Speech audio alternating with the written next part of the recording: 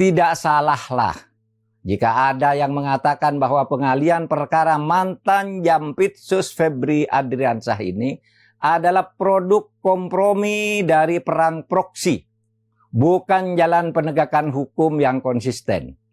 Banyak yang curiga bahwa pengalihan atau penyerahan kelanjutan penyidikan tersebut ditujukan untuk mengaburkan perkara ini atau untuk melokalisir perkara ini agar jangkauannya terbatas pada tersangka yang sudah ditetapkan dan tidak boleh menyentuh yang lain. Bahkan bisa juga ini merupakan jalan untuk mencoba meniadakan kasus, meskipun hal itu kecil kemungkinannya. Skenarionya adalah begini. 1.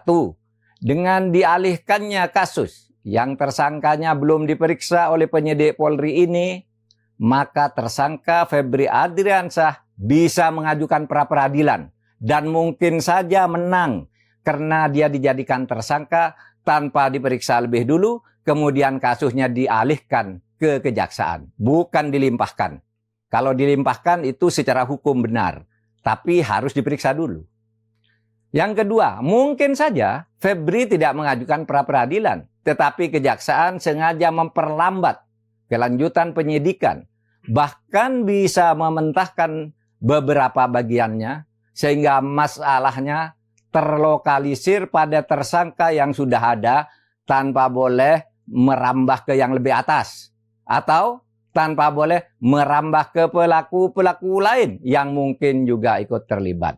3. Bisa saja kasus ini diambangkan untuk pada akhirnya dideponer. Kalau ini terjadi, sungguh mengerikan.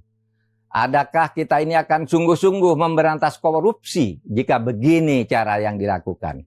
Perkembangan yang terjadi sejak Sabtu tanggal 11 Juli 2026 jam 15 WIB memang sangat mengkhawatirkan bagi perkembangan dunia hukum kita.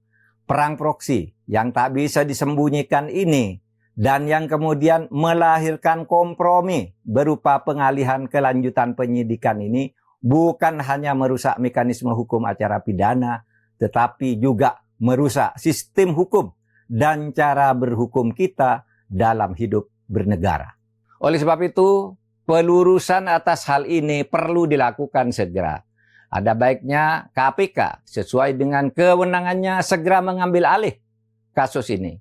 Kalau secara politis KPK tidak berani mengambil alih langsung, maka tidak salah jika Presiden turun tangan untuk meminta KPK mengambil alih perkara ini.